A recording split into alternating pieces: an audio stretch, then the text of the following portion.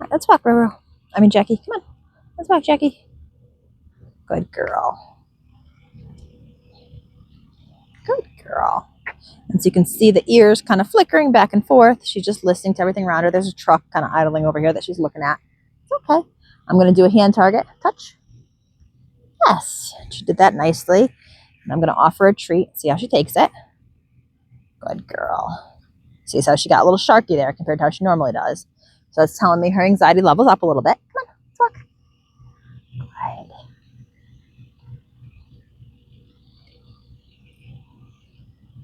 And she's also really looking at her shadow. She doesn't like her shadow on the road in front of her. You're funny. You're funny. And ho.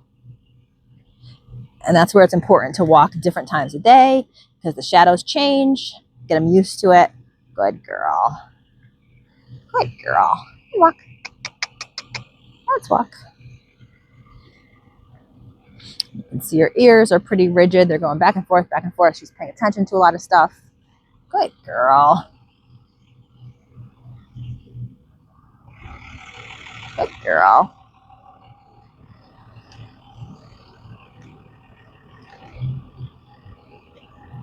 Good girl, Jack Jack. She's looking at that truck. You can see her neck's getting a little tense. Ears radaring on it. Head's going up a little bit. Good girl. All right, so I'm going to ask her to stop, and I'm going to check in here with a hand target. Touch. Yes, she did that easily, so that's good. And again, we'll see how she takes that treat. Good. Fairly gentle. Good girl. And walk. Good girl. And I do like using hand targeting because you can kind of, if they are getting nervous, you can bring them back down. It also gives you a really good gauge in a couple ways. One, you're gauging how, if they can do a hand target. It's easy for them. If you know it's easy at home and then you get out and they can't even do one, it's telling you that they're over threshold. And two, you can judge how they take treats. Again, the sharkier they are, the more nervous they are typically.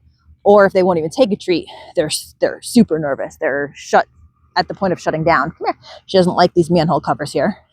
So she's looking at them. You can see her body language. She's kind of avoiding them. Fine. I'm not going to make that into a battle right now. I only have one hand. We'll work on it as she gains confidence. And we've got horses up here that she's looking at now. So this is new way she's not gone before. We haven't gone quite this far. So we've got some horses and mini horses here. Good. And I'm going to let her look. Good girl. And so when she's looking, I say yes. And she gets a treat. Good. And you saw she kind of dove for that one, got a little sharky. Good. Yes. And so I'm just pairing the scary stuff with something positive, which is a treat. Good girl. Yes. Good. Good girl. Good girl. All right. And then we're going to walk this way. Come on, sweetheart. Let's go this way. Good. Come on. It's okay. You can see neck up. Come on. Tense body posture. Good. And then she's walking this way. Good girl. She's more comfortable moving away from them. Good girl. She's got her more relaxed neck now. Good girl. Come on. Let's go. Oh, manhole covers again. I know. Very scary. Got noise over here. There's lots of commotion out this morning. Got a car going by. Good. Yes. Good. She's checking herself out in the camera. Good girl. See how she takes the treat. Not too bad. Good. And walk.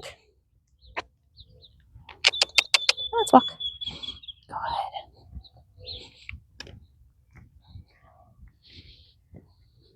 And I always try to keep walks short at first and gradually grow, because what happens is a lot of times the signs of their nervousness are missed. And you just keep pushing and pushing and going farther and farther until they eventually just blow up or explode or freeze entirely. So I like to start short, and then as they get more comfortable, gradually build duration. Good girl. And there's some bikes up ahead. She's watching some kids riding bikes in the street, which is great. So she's just looking at them. She doesn't seem overly concerned, but she's watching. Good girl. We've got cars, we've got kids, we've got trucks. Good girlie. And she's just a really good little donkey. except for a farrier appointment yesterday. But overall, she's really, really good. And I have a quad coming up behind us. Yes, good, yes. So I'm gonna yes her. Oh, it's okay. And so that startled her. So you saw her spook. Good, yes. That's the first time she's seen one of those come up. Good. So she gets treats. And she got a little sharky. Good girl. Good girl. And now what happens too is once they get spooked by something like that or something happens that's scary, hang on. Yeah, it's okay. They tend to have a more hair trigger. So now something that might not have bothered her before, there's a good chance she's going to overreact and spook. So you have to be aware of that. And that's just called trigger stacking.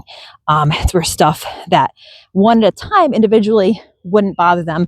But when it happens in close succession, before they come down and relax and recover from that scary event, they are much, much more liable to explode or to panic or to bolt. So with these donkeys, once we have a scary situation like that, I try to head home and before we have more scary stuff. Or if we're walking and I notice she calms down, nothing scary's happened, she's calmed down, when we get to the house, I might push on a little bit more and hope she's recovered before we come across something else scary. Good. It's okay. Oh, she's looking at the boys again, playing football in the yard. Good girl. Good girl. So again, I'll let her look and then we continue on. And she's back in her more comfort zone area now. Come on, let's go. You're all right. And this is kind of a challenge with just one hand because I would use my other hand to do more hand targeting. I would pet her to reassure her. Good girl. And ho. You touch that? You're funny. You're a funny donkey. Here you go. Gentle. Touch. Yes. Good girl. So you can see she's doing hand targets easily. So I'll use that too to kind of bring them back down, refocus that brain after a scary event. Oh, we got a car coming, so I'm going to move off to the side here. And I like to try to have them face the cars, at least initially. Oh, and watch it go by. Oh, good. Good girl. Yes, good girl. So as soon as she noticed it, I said yes. She's going to get a treat. She learns, hey, cars go by, I get a treat. And again, this is just in the initial stages. As you train, you fade the treats, you increase the criteria. Like my girls don't get treats when scary stuff goes by anymore, unless it's something exceptionally scary. But overall, if we pass cars, bikes, quads, dogs, whatever, they don't get a treat for that. Good girl. And when I head home, I try never to go directly home. I usually go past our driveway first so they don't become just auto-programmed. That way, as soon as we pass the driveway, they're always turning back and going home because they'll get real barn sour that way. So I continue past it, and then we turn on my terms. Good girl. We got it. Good girl. Come over here, please. Thank you. Good job. Another car. Very good girl, Jack. Excellent. Good girl. And she seems to have recovered really nicely from that quad going by. So I'm going to push her a little bit farther. If she was still really nervous and those cars seemed to bother her, then I would head back. But she seems like she's recovering really well. And you do have to push them to a certain point. There's so much it's not black and white when you're training. You kind of have to use your gut. You have to go off your animal experience, kind of tells you to. But I always say, listen to your gut. Your gut's not going to go wrong most of the time. But there is no black and white, and it really depends on each individual animal. Good girl. And each day, you could have different scenarios. And one day she might be more willing than other days. Good girl. She's looking. There's some neighbors out in their yard over there. So she's watching that. Good girl. I'm just giving her a little bit of verbal reassurance. Good job. Good girl. Come here. Let's go. Because if you never push them past their comfort zone at all, you're never going to progress. So there is a fine balance of pushing them past their comfort zone, but not pushing them over threshold. And that's, again, something that's kind of nuanced. And you've got to get to know your donkey and figure them out. And ho. Good girl. And so I'm going to check in with her again. Touch. touch. Yes, good. And then I'm going to offer a treat. See how she takes it. Good, nice and gentle. Excellent. We're good to keep going. And walk.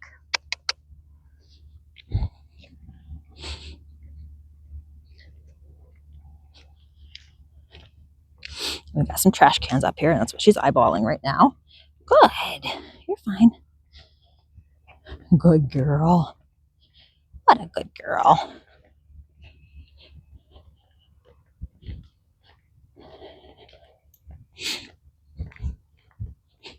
Good girl, Jackie. You're such a rock star. You're such a good... Sorry, I'm trying to figure out camera so I can keep it on her. Good girl. Good job, Ladybug. And ho. Good, yes. That was a nice stop, so I'm going to reward her. Good. Nice and gentle, good. Her brain's in a good place. Come on, let's go. Oh, I have a bike up here. This is a good opportunity. Bike's going across the street. Good, yes. So she looked at it. I'm going to give her a treat. As it goes by, she really didn't seem concerned at all, which is awesome. Good girl.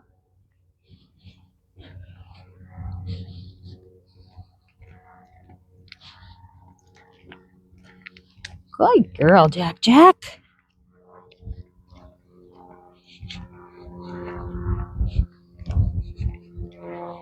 What a good girl. And this, we're super lucky to have this neighborhood that we're in because we get lots of exposure to cars, bikes, quads. Good, yes. Kids, dogs, but it's quiet enough. Good. She's watching that bike again. It's going down that way. She's just watching. Good, yes. So as she's watching it, I just say yes and give her some treats. Good girl. Good girl. You're so good. You are. Good girl. Yeah. All right, and we're going to turn here. I think that was a good spot to turn and head back. Good girl. Good job. Tomorrow her owners are coming out and we're going to take a couple donkeys on a group walk, and I think we'll go down the wash trail a little bit and see how she does. There's a big puddle we went and looked at the other day, and that actually, surprisingly, because she was really good crossing puddles in the obstacle course, but this is a big, huge, muddy puddle, and she was not a fan, and I didn't want to push her too much because there is a road right there. So we just kind of looked at it and hung out, and she crossed a little bit of a mud puddle, but not the big one, which was fine. Again, you got to pick your battles. Good. Good girl. And ho. Nice. You're such a good girl. You're such a good girl, huh? You are a good girl. Good. And walk. Let's go.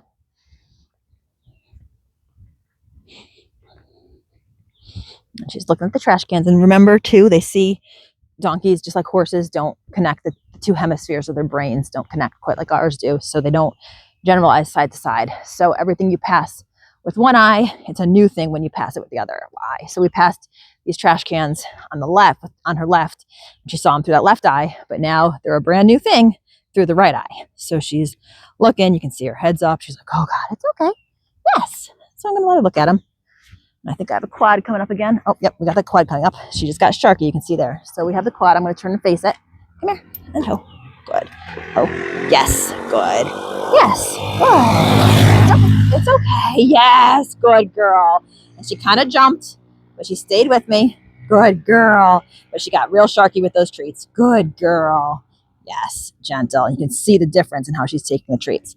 Good. Good girl. Good girl. That was excellent, little donkey. So we're going to go back this way and head home. And now you can tell, you can see the difference in her body language from how she was before. See the nostrils flaring, neck tense, her eyes more nervous. Come on, let's go. So this is a situation where we're just getting home. That's all. I'm not going to push her anymore. We're going to hope we don't come across anything else scary. If we do, it's just management. So I'm just going to hold this lead line much closer.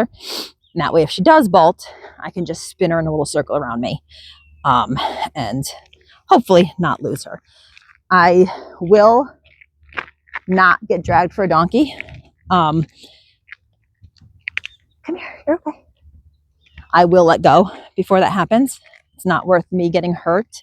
And these guys, with the training I put on them, most of the time, even if they do spook, they're going to run a few feet away, stop, and usually I can get them to come to a hand target, or they just stop, eat a bush, and I can walk right over, approach.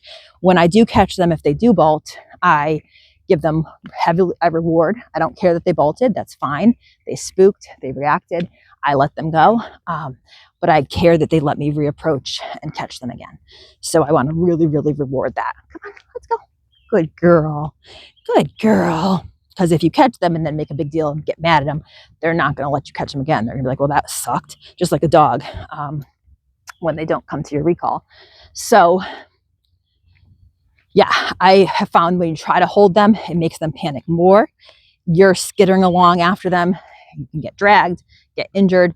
They're panicked. I find just letting go. They usually run a few feet and then stop and think about the situation. They'll either come back and touch a hand target, or they'll go to the nearest greenery, which there's a lot of that in this neighborhood, and eat, or they walk home to the gate and go back to their friends and for comfort and security. So I do a lot of work first in fenced areas where I know they're not, if they do bolt, it's not a big deal. And then only when I'm comfortable with that do we get out into the real world. And yes, I have had donkeys bolt, knock on wood. No one's ever escaped. Let's go. But I do put a lot of time doing that foundation training, building that trust with them, so that I trust that if they do bolt, they're still going to want to be with me. They're not going to take off and flee from me. So like Rosie, I would never take her out of the fenced backyard at this point because she has no desire to be near me. So if she got loose, yes, she'd probably go back in the gate to Jackie, but there's no guarantee of that. And she has no desire to be with me personally. So she's not one that I would tempt fate by doing that. Everything I do with her is behind my closed gates. Good girl. Good girl, Jackie. That was excellent. And you can see she's relaxed back down. Neck's more at a neutral level. Nostrils not flaring. Ears are more relaxed. Good girl. Good girl. You did great. She's a really good little donkey. You are. You are a good girl. I know.